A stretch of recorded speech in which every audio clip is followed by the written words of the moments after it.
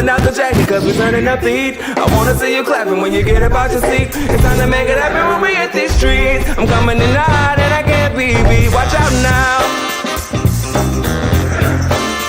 Everybody watch out. Watch out. Episode 62 of Agencyphonics. I'm delighted today to have my good friend, Mr. Rob Dando from Agency, finally with us. And I've been really looking forward to today, Rob. Yeah, myself too. Thanks for having me. Like you and I just going to chat through the kind of ups and downs of agency roller coaster journey. And I think, you know, you're living the journey right now. So it's going to be really good to hear from you and hear how everything's gone. As always, I want to just say, you know, some thank yous for Abby for making all these episodes happen behind the scenes, and to Dan for all his support as well in getting all the guests lined up. For those of you who aren't aware, we've just launched Agency Coin, so we'll put all the details in the show notes. Please check it out. It's a fantastic way for us to build more loyalty through our community, and if you hold Agency Coin, you'll get access to exclusive, unique VVIP benefits, let's call them. So access to, in fact, we're launching already with a coin holder community member launch party very soon. And we've also got guests already coming in from Montreal. Peter Davison says good morning to us, or good afternoon even. So, Rob, do you want to sort of start by telling us a little bit about how you ended up in agency land? How did it all begin? Well, yeah. So, I mean, it all began when I was 13. I started building websites back in the day. You know, a little bit of framed based websites, which I'm sure you no doubt remember when they came out, with some lovely tags such as Blink and Scroll. And so, yeah, I started that working with a family friend. I built sites for kind of like motorbike shops, and I did a fly fishing e-commerce store. Blink and Scroll. Do you mean that was like that command in, I think it only worked in Netscape, didn't it? That you could make blink on a web page. Blink on the phone, yeah, exactly. And Scroll was a scrolling marquee, but it was like an HTML tag for Scroll. That's way back when. Yeah, no, 90. Well, that would have been probably 95, 96, I guess, when it started. Yeah, and so I started to build those. I mean, crazily, like, people didn't really understand the internet or websites back then. So I actually earned probably more money as a 14-year-old web builder than I did as a 24-year-old web builder, which was quite strange.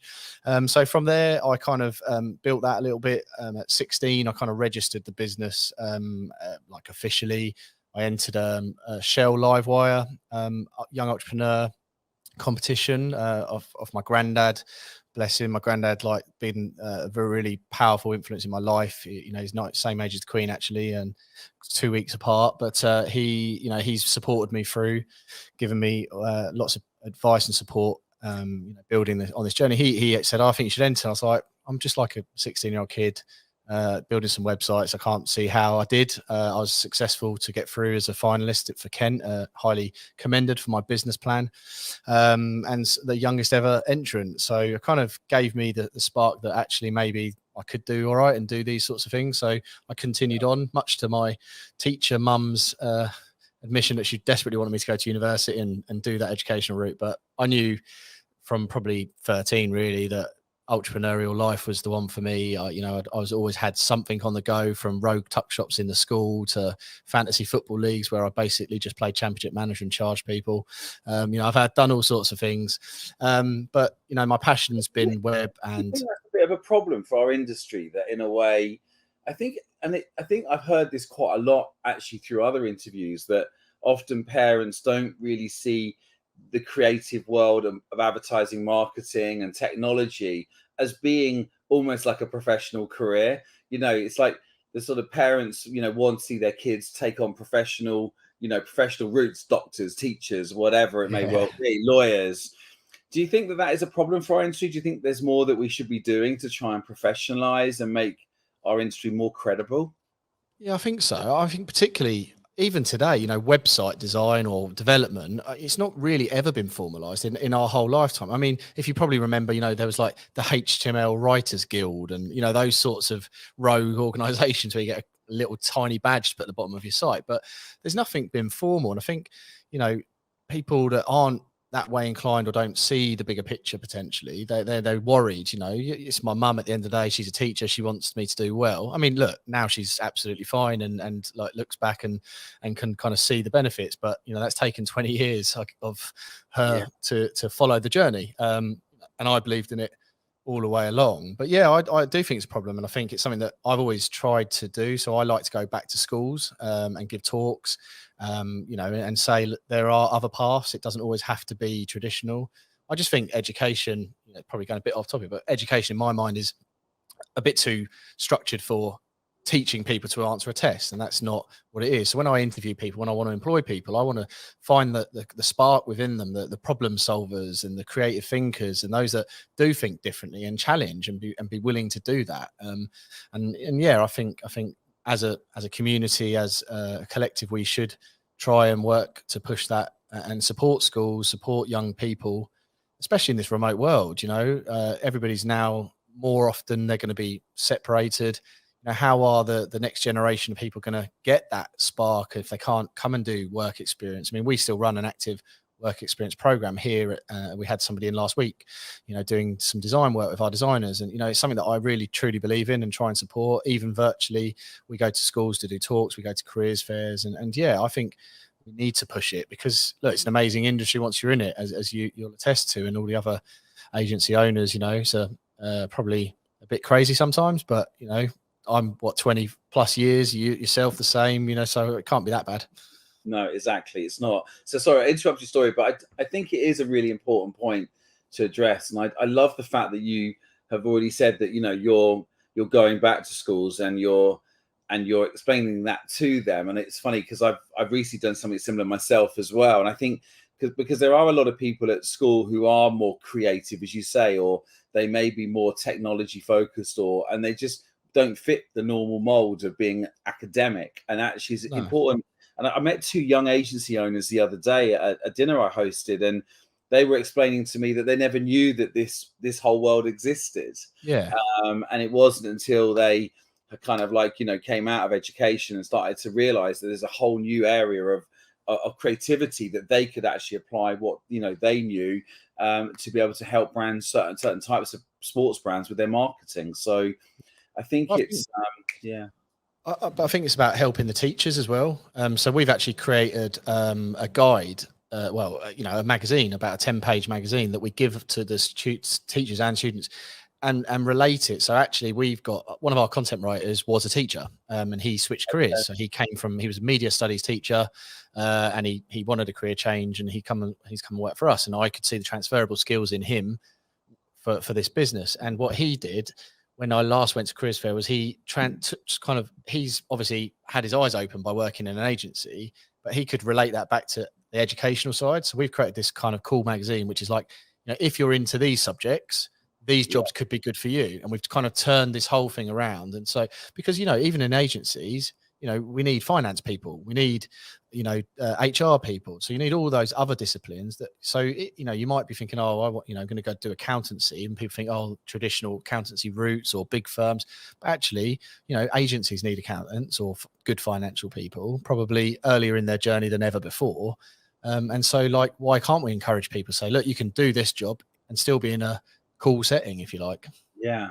So going back, your mum's sort of slightly bit concerned about you going into this sector, but you started out building websites. Was that the first thing you did, or was it? Yeah, so I was working, building, design and build. Back then, we were web designers, weren't we? There wasn't a separation. You did it all. Badly designed, if I'm honest, but coded well. But then, so I left, kind of went back to do my A levels, but I was already making good money, and my decision had been made that I wanted to do what I wanted to do. So finished my A levels to appease my mother. Got terrible results, which you know, was quite ironic because I was running a computing business and I failed business and got an E in computing, which I thought was quite funny. I did get an A in sports science, but that was basically because the the teacher told me I couldn't, and that was the wrong thing to say to me, or probably the right thing to say to me, because it made me get an A. And so I had the pleasure in sharing that with them, and then left school. So, and actually the next step was the building I'm in still today was an internet cafe. And I'd said to my mum again when I was about 17, an internet cafe was, this is the future. It would be brilliant. She was like, if it's such a good idea, someone would have done it. Then someone did it. And I was like, I told you. So I left school. I came in. I said, look, I build websites. If you get any people asking for them, like maybe I can help you out. And he said, yeah, brilliant. And he said, and then I said, oh, how's it going up here? He was actually a guy from London. And he said, yeah, no, it's all good, but I'm not enjoying the traveling. And I said, oh, well, do you want to sell? And he was like, maybe. So he said, well, why don't you try running it? So, I mean, literally on a Friday, he threw me the keys and said, it's yours, run it, see how you get on. So Monday morning I opened. After 3 months, I said, yeah, do you know what? I'll make him an offer. So I did. I bought the business. It took a little while to go through, but we then closed it down for 2 weeks, reopened to a grand opening, which I'd spent loads of money in the papers. I'd replaced all the computers, had a queue of people at the door. And on the day of opening, BT decided that they would cut the internet line. So my internet cafe didn't really function that well day one without the internet. So we had to close down again. So we did, but yeah, we opened and I ran it for 10 years, pretty much 10 years to the day to the public. So we were open for 7 days a week, 12 hours a day. What years was that? Just so I can kind of picture 2003 to 2013. Wow. But in about 2006, I'd started to kind of realize that sitting on my bum, playing computer games, eating bacon sandwiches and watching films wasn't going to be a long-term career. Like mobile phones had started to get 4G, and I was like, I think I've been had here. People coming into an internet cafe isn't going to be my lifelong career. So in about 2006, I thought, right, I've got to sort myself out. So I went back down the web route, which I'd sort of been ticking along, but I grew it. I shut down one of the rooms in the internet cafe and I created an office, and we grew to a team of 6, building websites and custom CMSs, bespoke programming, high techie stuff, which, back then was good. You could charge good money for it, but as we've all moved on now, it's quite hard work to do that now in today's world. And then about 11 years ago now, I was introduced to Steve Howard, and he was running a traditional design and branding agency. And we kind of did a couple of projects for him, white labels. So he was designing, we were doing the techie side. We kind of became good friends. And then we were offered an opportunity to pitch jointly for a pharmaceutical company, which we did, and we won. And again, built more of a relationship during that process. And then I was kind of looking for some investment or thinking, how do I take myself to the next level at this point? And he'd put me in touch with one of his old bosses who was also interested in making some investments. And we were very close, had some good chats. But part of me, I remember sitting there on a couple of days before I was going to make a final decision. I was like, now, I know investors say that they'll just put money in and let you run the business how you want, but do they really? Is that what they really mean? I was thinking, if my figures aren't looking good, and someone rings me up and I'm on a golf course on a Friday, are they really going to be okay with that? And I was like, I just don't know. Yeah. So I was getting nervous about taking somebody in, and then Steve rang me and said, "Have you signed anything?" I said, "No." He said, "I've got another idea. Come and see me." So I shot down to his office and he said, "Look, I think we should try something together." I was like, cool, yeah, see, it sounds interesting. So Steve shut his office down and moved into this building with us. We created Finally, and we did that for a year and kept our companies separate behind the scenes. And I was doing the development still, and he was doing more the design and bits and bobs. Yeah. And then after a year, we kind of merged it properly and brought all the staff in. And so then we were a team of about 8, and it was going really well. We're a full service marketing agency. So the classic B2B, B2C, anyone that wants to pay you will look at it. No process, chaos, frankly. That was what it was.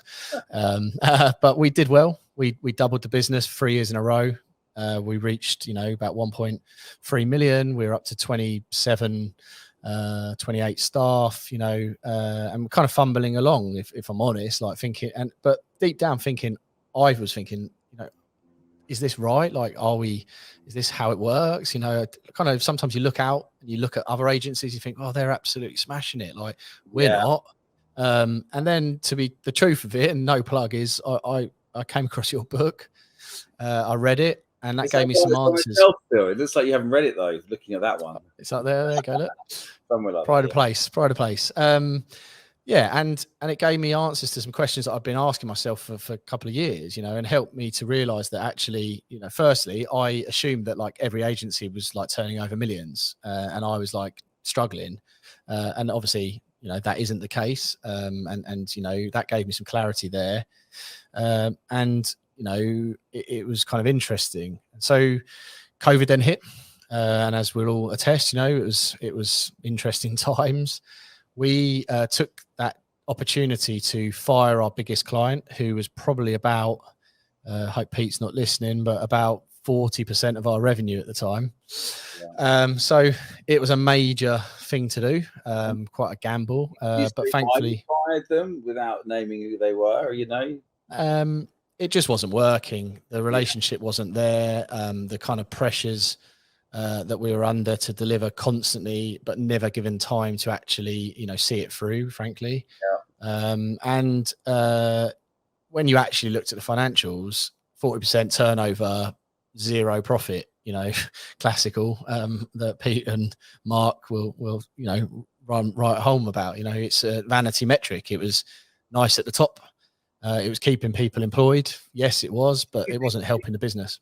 Would you say that they knew that they were a large client, and did that in a way upset the dynamic because they knew they were big, and therefore it gave almost the power shift became more in their favor than yours, and or you then sort of become subservient because you're worried about the billings because there's such a large amount, it's important. You know, was that a play? Would you say that kind of dynamic? 100%. And just got progressively worse. It felt like we weren't in control of our own business, you know, and that wasn't a nice place to be in. You know, I think, Rob, that I think that isn't always caused by the client. Sometimes it's actually the agency ends up panicking a bit because they are so big that you then start almost adopting the wrong behaviors as well. Would you agree with that? Almost like it's almost like it kind of sort of self-manifests itself between the two parties, then end up being not a healthy relationship. Yeah, I'd agree with that. I think, you know, you naturally you treat them as the biggest client, and you let that let that get away. You're like, oh well, you know, but they're our biggest client, and we've got to do this, and don't worry about the other clients, and you kind of lose yourself in it. And to be honest, like, had COVID not hit, would we have changed? I don't know. I honestly don't know. You know, like, we were in that bubble and we were riding that wave, and partly it was okay, but you know, now looking back in hindsight, it wasn't great. You know, financially, mentally, you know, the morale of the company was at an all-time low. Our staff churn was ridiculous.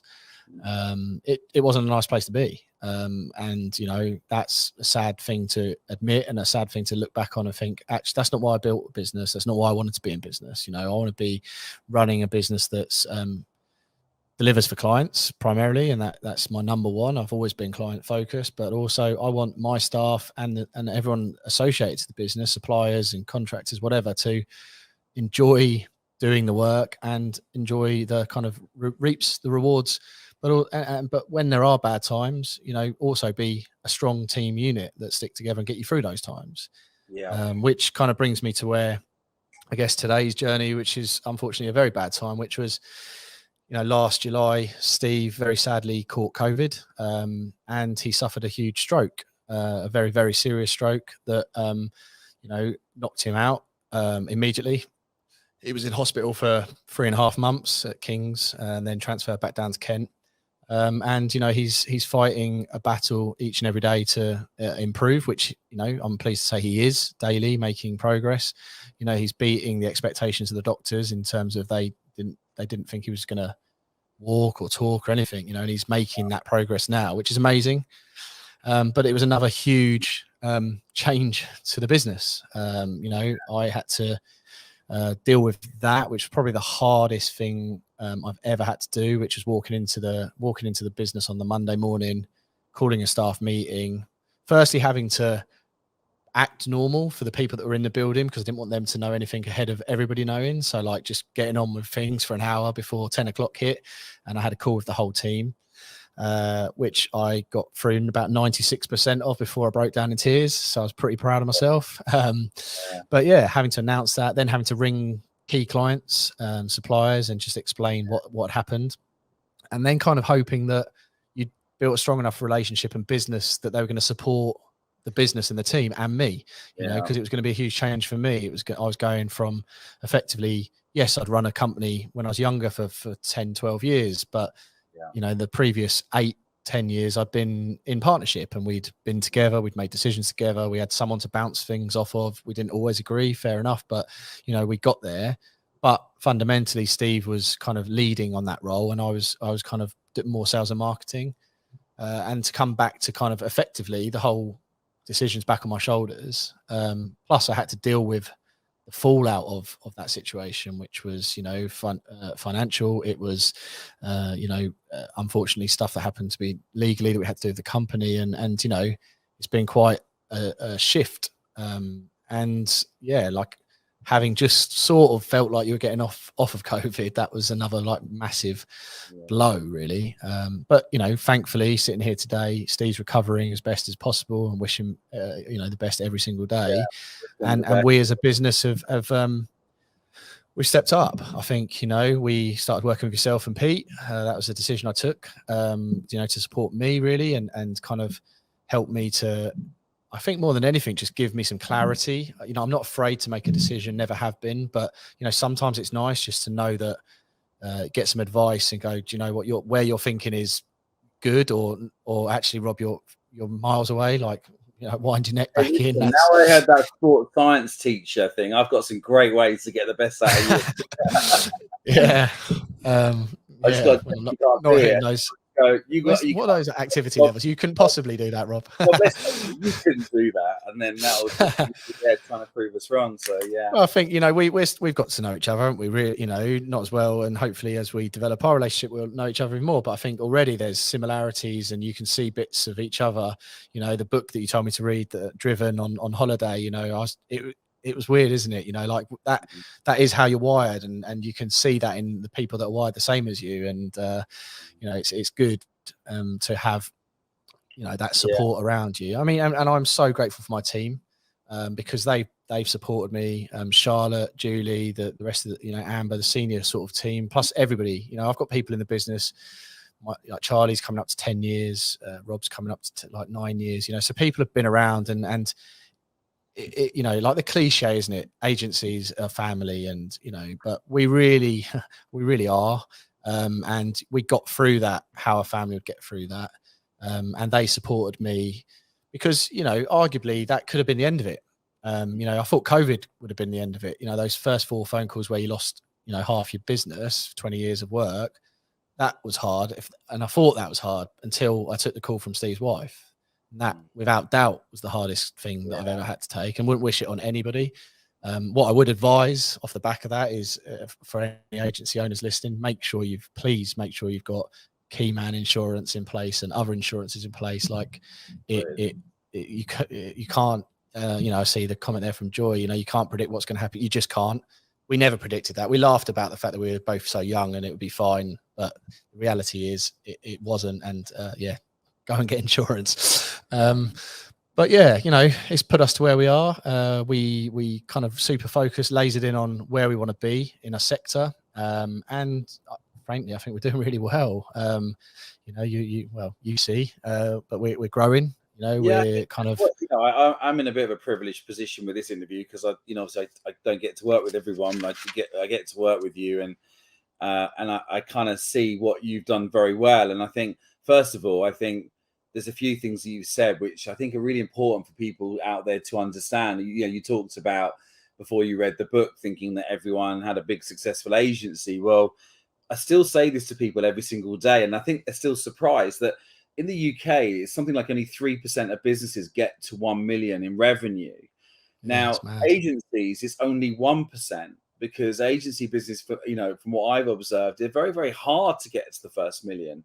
So if you get to the first million, it's incredible. It's something that is, which is not an easy thing to achieve, and it gives you a platform to really build off. And so, the fact that you guys have achieved that now is superb, and and obviously you're motoring forwards now. But for everybody else out there, you mustn't be beaten up by that fact if you're struggling to get to the first million, because it isn't easy, and it does take you've got to get as much outside counsel and help and guidance and accountability to try and get have a strong plan to get to that level. And then the sort of the other things that you sort of touched on as well around, you start a business, you think you're going to have this great utopia, don't you? I'm going to build the perfect business, and have the perfect people and the perfect clients, and we're going to have the perfect brand, and we're going to have fun. And then the reality of you probably resented some previous boss in many people's cases. I'll show them how to run a business properly. And maybe some of the people now are sitting there in an agency thinking that their boss isn't doing it as well as they should be doing it. But the reality is that when you're actually doing it, all of a sudden you have to deal with the human element, which is we are a people business, and people are people, and we all have traumas, and we all have good times and bad times. And I always say, even on our journey, Rob, like every single person in my agency when I grew it cried at one point. We all hit ceilings. We all, it was never an easy journey. And then you throw clients into the mix, who, as you rightly say, sometimes clients are a joy, and they are the most loyal and wonderful people. And sometimes, because we've got to pay the wage bill, we have to take on clients that maybe we're not so sure about, and then we learn the hard way that they're either not right or. And in fact, it's interesting. You sort of you talked about the dynamic of a large client, and I work with so many people that go, oh my God, it's really exciting. I've won this really big client, and I'm always really nervous in the background, because I'm always sitting there thinking, what, like when the big client goes, or the big client becomes a bully or becomes dependent on cash flow, the impact it can have is really thing. But what I wanted to say, and I've just seen Millie make a comment, which kind of really encapsulates what I want to say next, which is that I think what you have done really well, and I think if anyone listening to this has got to really take from, is you've been very good at surrounding yourself with very good people. And I do want to drill into that. I think it doesn't, and by the way, you haven't necessarily done that with people who are, much maturer, with great experience. You seem to have brought together a group of sort of midweight, I'm going to describe affectionately, midweight talent, who have all brought their A game. And by the way, some of them are probably more, that's unfair. The talent is much greater. But what I mean is, you're not coming back with 60 years experience, right? But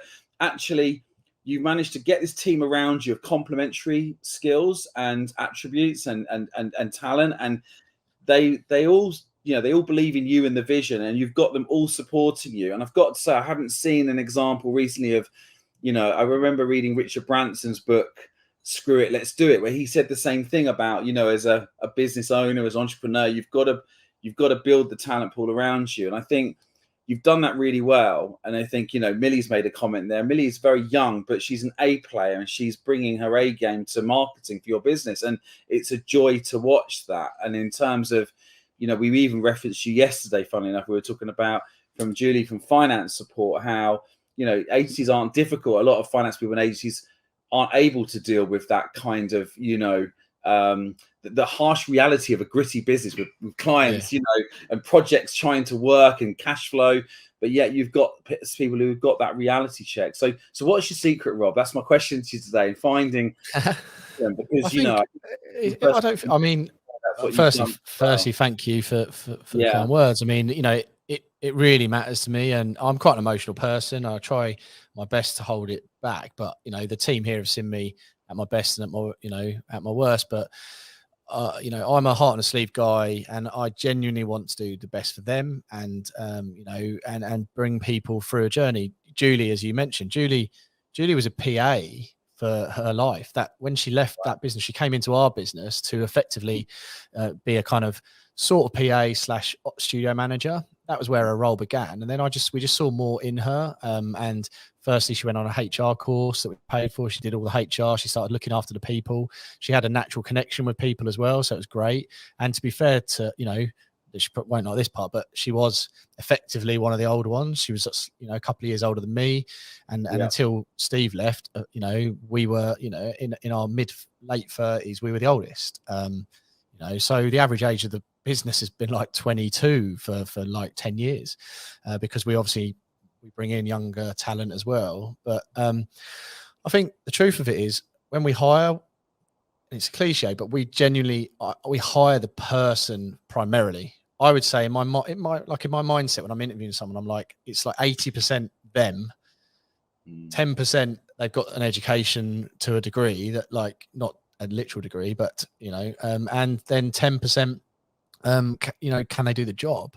Do I believe they can do the job more than anything? And look, I've made some mistakes, and I guess as ever. They want to do that job, right? I suppose as well, because that's, you know, if they can see it in people, can't you? You know, when you talk to someone, you just, like, you can see a passion, you can see energy.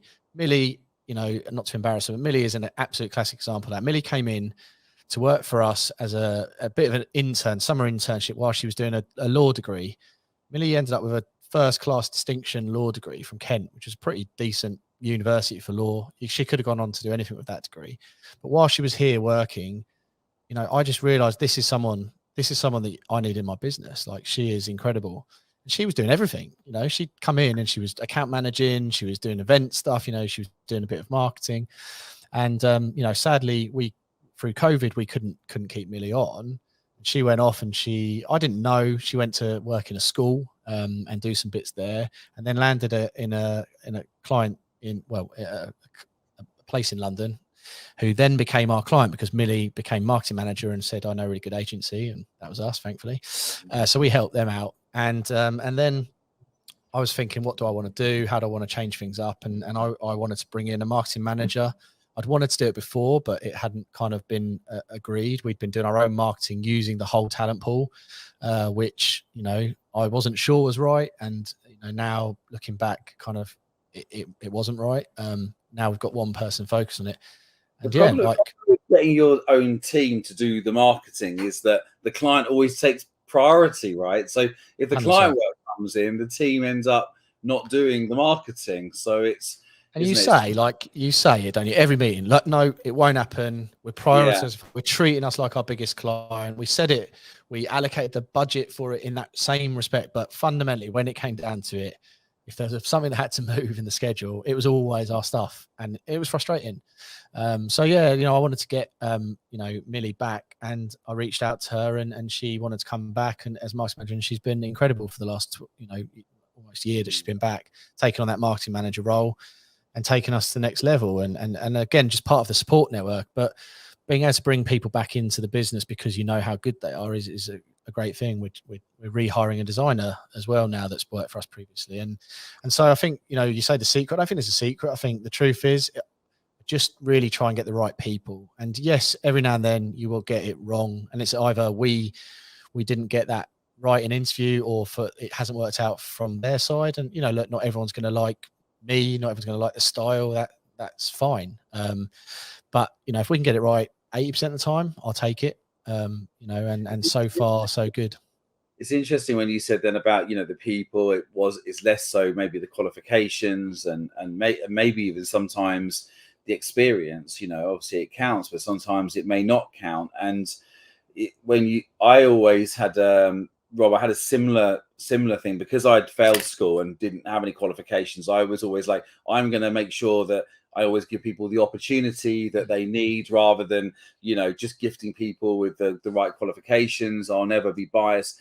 And I swore that I built the whole company on that basis. And then when we sold the business one day, when we got, you know, we got to a size where we just couldn't really get it any further ourselves, the guys audited all of the team, and I worked out that every single person had at least one, maybe two degrees, and I was the least most qualified person in the company. So regardless of recruiting people, they all actually have brilliant qualifications. So I guess, like in your example with Millie, you found a great person, but actually she also has, you know, has some strong qualifications behind. Yeah, my grandfather has been a massive mentor to my, you know, he's 96 years old, and he's been around supporting my journey, you know, because my father left when I was young, and so he wasn't around. So my granddad was that male influence, and he been a successful engineer and you know, done lots of stuff. And he was actually lecturing at Cranfield University towards the end of his career and doing the business support. So there was like a government scheme, can't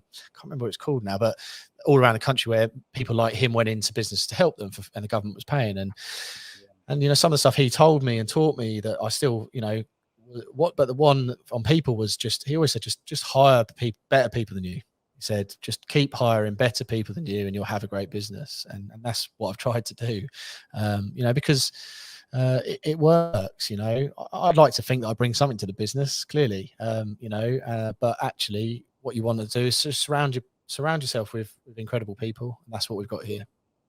Yeah, and you know, as a founder of a business, you start off with, you know, if you think back to when you started off, all of the jobs that you had to do, right? I mean, you probably did the cleaning, you know, you change light bulbs, build the websites, you know, you're doing maintenance, you're doing the finance, you're doing project management, and all of us, you know, when we start a business, we have to do so many things, and in a way, it's humbling and it brings humility, because, you know, it reminds you that it's, you know, it's a privilege and a gift to be able to have your, and you know, fortunate to have your own business. It really is. But what you're trying to do at the end of the day, as you grow, is to make yourself redundant. You're trying to lose each one of those roles is being delegated to somebody else to come in who's better than you at doing those roles. And in the end, I think the best leaders, you know, are able to find each part of them and find someone better to do it. So wise words from your grandfather. He sounds like a very wise man. And I think anyone, to be fair, who I've ever met who's been to Cranfield, sort of, you know, tip and nod and a tip, because they are always the super smartest people. So my non-exec kept trying to get me to go there, but I never seem to have the budget to go, because it always costs like tens of thousands of pounds. So maybe, you know, maybe one day I'll get to go and do some work with them, hopefully. So, you know, coming back to, you know, so just to really, you know, to sort of surmise there, you know, you've got to a point now, it's not been a straight line journey. You've certainly had your fair share of challenges, and, you know, but you're now, you know, you seem to be sort of finding your form. What's your vision for the future? You know, what do you see a road ahead? Where's it going? Yeah, definitely. You know, we're kind of laser focused now on the next 2 years in growing. We want to double in size from where we are today, which would put us about, you know, 42 people. And we want to be the kind of the agency in engineering manufacturing. And like, I'm setting myself big here, you know, with your support globally. Like, there's no reason why not. We're now working globally. We've got clients in Australia. We've got clients in America. The world has opened up with COVID. That's the only positive in my mind has been that the technological advances. I was talking to someone earlier today about that. I was saying, well, before COVID, I tried to have video calls as part of my sales process to qualify people out before I drove. And it was just hilarious. You know, people trying to balance a webcam on the top of a monitor, and like it just wasn't a thing. And then just to think where we are now, we're recording live streamed podcasts from garden rooms, and, you know, that 2 years, 3 years has been incredible. And so that does allow us to work anywhere. And yeah, that's where we want to be. We're kind of, you know, understanding our numbers, understand the business now. You know, like, whilst I've been running businesses in one way or another for whatever that is, 25 years, it's probably the last 18 months that I've feel like I've got clarity. Like some of those, and for anyone that hasn't read your book, not just to big you up, but genuinely go and read the book. Worst case, just read the numbers at the back, like the little quick reference, because they are so important. And they were numbers that I was hunting for, or hunting for someone to tell me that I wasn't stupidly wrong for years, and never managed to find it.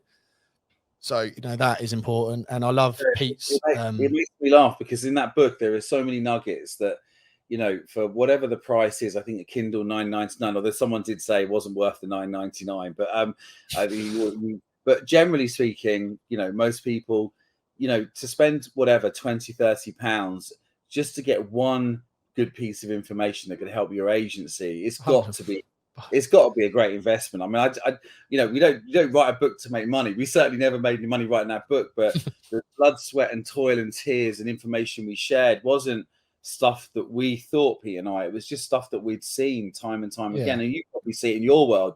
You sort of see patterns, you see things that work, and then you share them with your clients. It's the same thing in that book. So I'm pleased that you found some things in there that were useful. Yeah, definitely. Because ultimately it's a lonely seat. Like you can have a great team around you, and I do, but fundamentally, those times that you mentioned, those tears, the tough times that founders or owners or senior management, you do keep that to yourself. I don't come in, and start going, oh, none of you were nearly paid last month because client didn't pay us, and I was like scraping around begging from family. Like, you don't come and announce that to your team on a Monday. But glad everyone's had a good weekend. I didn't, but when you're waking up in the middle of the night worrying about that contract or that client, or rereading an email for the 100th time because you don't know whether it's the right context or wrong context, or you're taking it wrong, all of those things, that's a lonely place to be. And I think having communities of other founders and people that you can talk to is a massively important part of anyone's journey, and I'd suggest that is a key role. And I'm open to connecting with anyone that wants to talk, and I'm happy to share my stories, because we've all made mistakes, and if you can help someone not make that mistake, brilliant. That's a really kind offer, by the way, and I think I actually know someone on that basis I might introduce you to, because it's funny, the dynamics when you are, and you've been in both, right? You're running things effectively as at the moment by yourself, and you've been in the partnership. But it's funny when I meet let's say the single shareholder owners who are, or the situation where the person running the business is basically not got another shareholder in the business for whatever reason. That person does find it very lonely, as you rightly say. It is quite hard. You can't always confide in everything with your colleagues around you, because you might scare them, or make them feel a bit insecure. The other problem that happens is when you've got like 3 business partners, you have the opposite problem where, you have to, over every decision that you make in your business. Imagine if you had to make that 3 times over, because, you've got 3 shareholders, and it can slow down the business in many ways as well. So I think everyone always thinks the grass is greener when you've got, I was just like you are right now. I was sort of, running by myself, and it quite lonely. Obviously Pete was with me as well for a bit afterwards, but then now I've got a partnership. I find it a little bit easier having that comfort. But then sometimes I think, God, I wish I could just do things myself. And, I'm sure Pete does as well, and actually, sometimes I'm grateful I don't have 3 or 4 of us, because I know that it would be like so much. But if there is 3 and 4 of you, some of the advantages are that you've got 4 shareholders who can each take a role in a company, and do in it. Hopefully, if you are different, and that really helps having an owner in each area of the business to run. So there are strengths and weaknesses with all of them, but I think that offer that you've made is very kind, and I think that's a really good thing to do. So can you tell me a little bit about you've got to a point now where you've got some ambitious plans. Your sales momentum seems to have gone quite well. I mean, what would you attribute to that, towards the success of bringing in more clients? Is it a combination of things? Is there a secret to everything? If there is, can someone tell me? I think hard work. Does the niche play the part? Because you mentioned your niche as well. Yeah, so I mean that's quite funny, really, because for many years Steve and I would happily walk into other people's businesses at a consultative level and say, like, what you need to do is focus in on that. You're really good at that. Do that. Forget about everything else. And Steve used to do a talk called Alienate to Accelerate. Alienate 95% of your market to accelerate your growth. And then, but we talked about it once before. It's like, oh, we should niche in this. I was like, I don't know about niching. It seems quite scary. He's like, but we tell everyone else. I'm like, yeah, I don't know. But then we did in COVID again. That was the change. When we had to. Back then, if you recall, when it happened in March, the government announced 3 months of furlough, and Steve and I are both, like probably many founders and owners, like the book from Driven. There's a bit of a gambling, risk-taking mentality that you have to have. I think you've got to have that, and we just saw that as 3 months to replace the client that we were going to get rid of. And that was like ridiculous, frankly, at the time. We're like, that's a lot of money to replace, and we're like, no, 3 months we can do it. And how are we going to do it? We looked at our clients. We looked at our where we'd earned money, and we had 2 or 3 really nice clients in this sector. We're like, do you know what? If we can just replicate them, we'll have a great business. Now, if I could clone a couple of them, I would. That would be an incredible business. But just generally, it was just felt like a nice sector, nice place to be. And so far, we've been proven right. You know, the people within the UK manufacturing sector, that firstly, they've welcomed us into their community because we have kind of made ourselves known. We've been actively involved, supporting campaigns for ministers and producing free websites and campaign material for that. You know, going around the country to meet these people at exhibitions. And yeah, I think 100% Niche has helped us because we're known for something now. You know, before we were just a good agency, the classic, we'd won awards like every other agency. You know, now we really know our stuff. And also what I found was every time you took on a different client in a different sector or a different industry, you're starting from a blank piece of paper. Yes, you've got generalized processes. We know we're going to start here, start there, look at that. But it was always different. Like the personas of the customers are going to be different, where they hung, everything. Whereas within reason, our clients have similar customers, you know, so we're starting on a 50% completed page. And also that gives clarity to the companies bringing us in. You know, if we're good enough for LG, we must be good enough for them. Yeah, and also I think the niche that you have in particular has a lot of sub niches, right? Which ultimately you have a niche, but then within there you're able to almost target different parts of that niche. And I think that helps a lot because I'm always worried that, you know, business that niche, like downturns and recessions can be niche killers. You know, it's a common thing that happens for agencies when a sector suffers. The agencies that focus, you know, we saw it with the pandemic, and I've mentioned this many a time on this podcast, but I think with you, it's quite nice because you have a niche, but you've also identified the different types of organizations that can work within yours, and they are quite diverse as well, aren't they?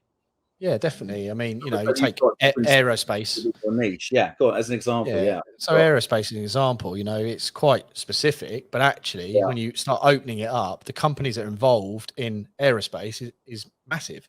You know, you've got your tier ones and you've got the people that building the rockets and, you know, all that side of satellites, but you're going right back down to 10 levels deep, the kind of subcontract manufacturing shop that are producing the nuts, you know, that go into the machine. So from our point of view, it's a niche, but it's a broad niche, and it does give us scope, you know, to grow, and it's really exciting. You mentioned LG. You've then got, you know, consumer electronics companies who ultimately are manufacturing businesses, right? So you could do clothing, I mean, manufacturing, so you still have a really nice way to be able to flex around maybe where demand is, where trends come from in that niche, which I quite like about that. And it's that awareness of that. I think it helps a lot as well. Yeah, and obviously at the moment, you know, UK manufacturing is kind of on the rise. You know, it's always been held in high esteem. You know, like UK made and manufactured has always been, you know, very exciting. But with like Rolls-Royce and stuff like this, but actually lots of reshoring taking place now through the pandemic, supply chain issues, all of that sort of thing, and it's actually just a booming sector, which is great for us because we're, you know, hopefully going to be able to help some of those customers. And, you know, hopefully not many of my clients or potential clients are listening to this, but the reality is they're a little bit behind from a digitalization. So, you know, it's quite funny. You walk into an incredible factory with robots, automation, 10 million pounds of CNC machines. And then you go, oh, so who's your customers then? They go and get the Filofax out, get the little notes off the back. You're just like, oh my life. So where do you keep your leads? Oh, it's on one of them Excel sheets somewhere. Yeah, it's funny, isn't it? They do invest so much in that side of things, but not necessarily in the marketing side. But do you find that hard? Because does that mean that, you know, do you get demands from your niche, or do you end up having to create demand by almost going out and having to explain to them what they're missing out on, what they can do, or is it a little bit of both? I think that was a journey, Spence. I think, you know, when we took the decision to go in, we identified our persona and honed in on it, being the kind of the MD of the companies at a smaller level. And we really went hot for 18 months. We produced so much content to educate them on what marketing was, why they needed it, what they should be doing. And we did that. And we won those kinds of clients perfectly. As we've grown, And we've won those bigger clients, the likes of, you know, LG that we've mentioned. We work with them in their HVAC division, so across Europe. So when you get to work with companies like that have marketing teams, marketing departments, it's a different ball game. They understand, and they're looking now for value in terms of creative concepts, creative campaigns, expertise in terms of delivering those campaigns across multiple channels. And so we're kind of going on our own journey now, whereby we've done a lot of education, and that's worked well and established ourselves as experts. And now we're kind of less about education to the owners and more about how do we add value to bigger businesses. Yeah. Do you know Mark Debman? He said that he'll take you to AMRC and MTC Manufacturing Technology Center. It's like so I think what Mark's point though a minute ago was, what's interesting is you did mention before that you have more global aspirations, and obviously your niche does lend itself to acting quite nicely to a more global approach as an agency as well. So it feels like all of that's lining up nicely for you. Fingers crossed. Fingers crossed. It won't be a straight line, you know that. So so look, just lastly, I wanted to ask you, I can't believe how fast time has gone chatting today.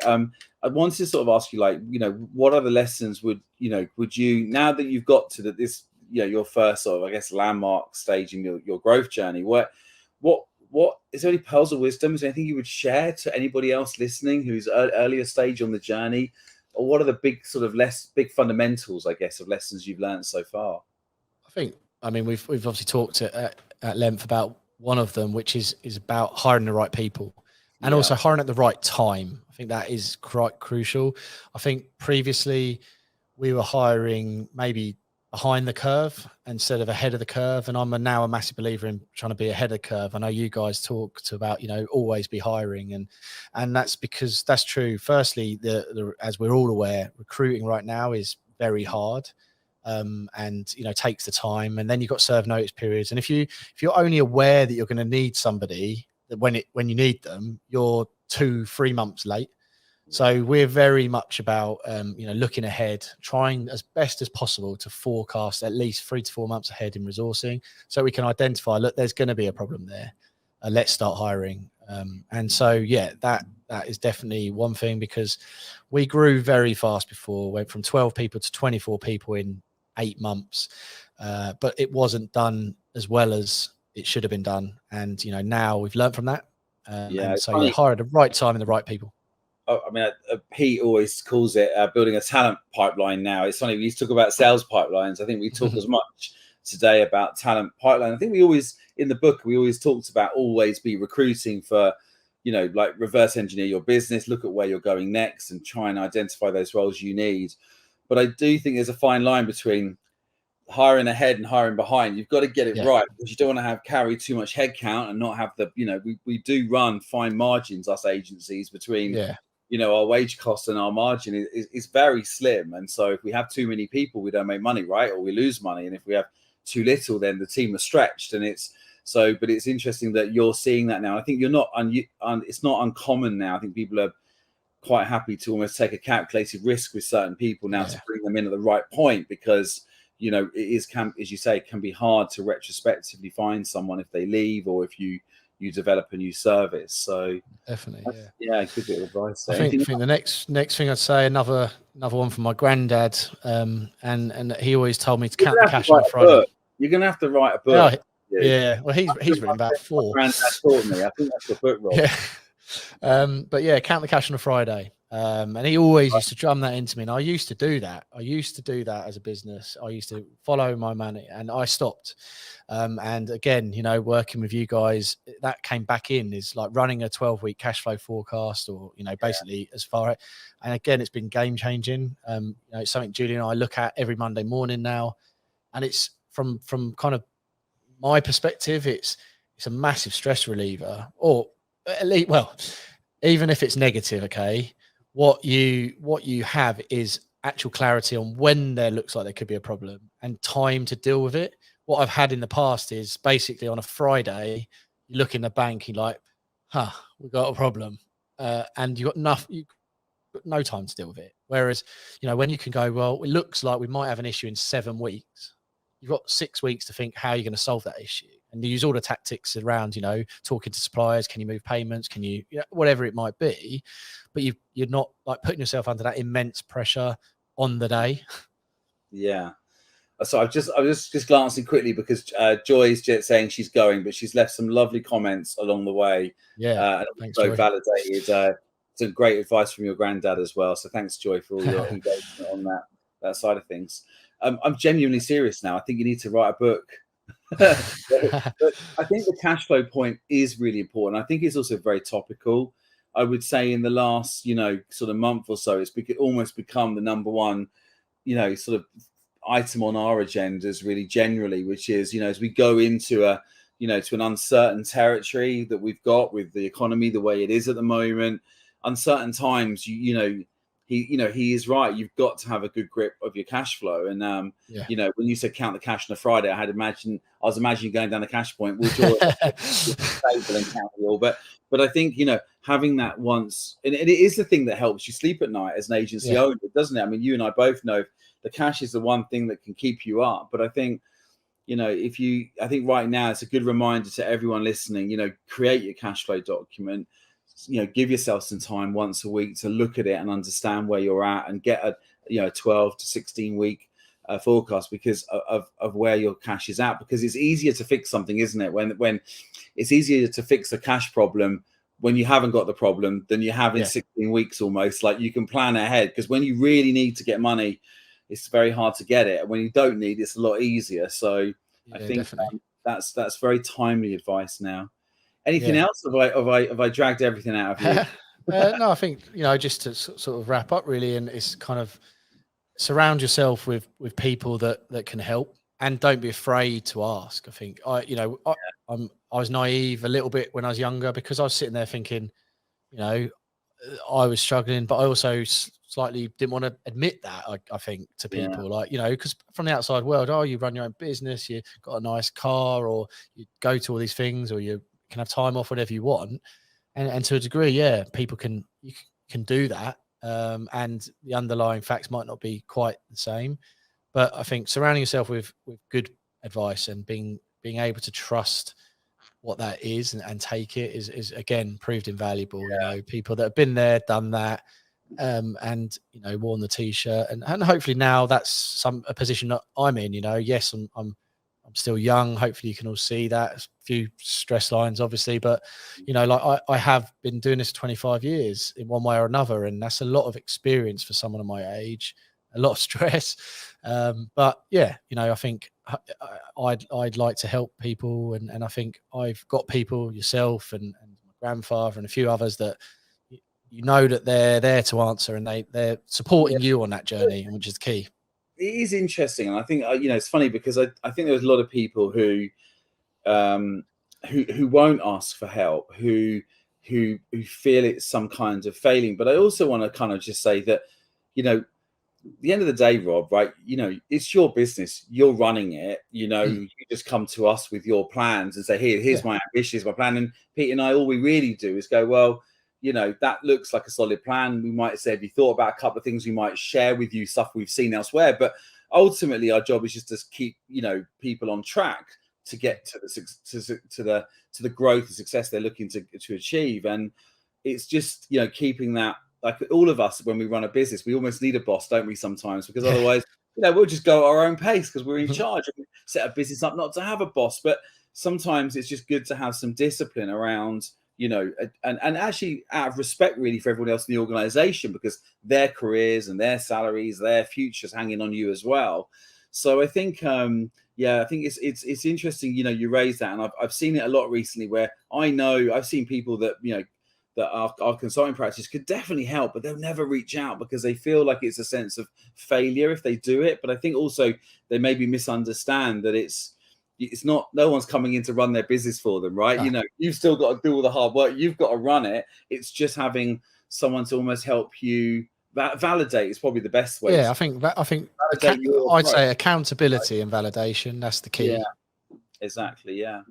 And I think that is, and I think also, part of having a growth mindset, right, is being open to be able to take back, observations from other people and to be able to process that. And I think it's sometimes people are too protective. But if you can find someone that's, whatever business you are listening to this, whatever sector you're in, whatever type of agency, if you can find someone that's trodden the path that, you know, you're on before you, then, and they've got that relevant experience, and that really, really helps. I mean, I have people come to me all the time going, could we work with them? And I'm like, no, look, you need to find someone who's done exactly what you've got, not us. Like, we could do agencies, but you've got a tech business. You've got to get someone who's built a product business, and it, you know, the more relevant it is, I genuinely believe the more insights, you know, that you'll get from that journey. So yeah, that's yeah, 3 excellent ones there. Thanks, Rob, for sharing. So listen, it's gone very quickly, but I want to say thank you so much for giving up some time today to come and share your journey. I always saw internet cafes in the early days, and I always wondered who owned them. And now I know it. Yeah, so, I was actually for a while, when Google had a top 100, I was number 1 in Google out of 29.5 million results for internet cafe, just above Wikipedia and above easy internet cafes. For 2 or 3 years, just a little old cafe in Canterbury was 52 machines, was number 1 in Google. That was my proud moment. But I'm guessing actually Canterbury being sort of quite a big student and tourist location as well. I guess I could see the importance of having an internet cafe there as well. Yeah, exactly. And a fax machine. Fax machines were gold. Oh my gosh, yeah. The fax machine. I mean, I think some people probably never had to experience what fax machines were like, but maybe that's another one for another day. So listen, thank you for your time today, Rob. Pleasure. Really thank you. Talking to you. I think you've shared some, you know, real sort of level-headed, almost a reality check on the, you know, on the reality of the journey that it is, you know, growing an agency. And I really appreciate you helping share with everyone listening some of your personal experiences as well. So thank you. That for episode 62, ladies and gentlemen, is a wrap.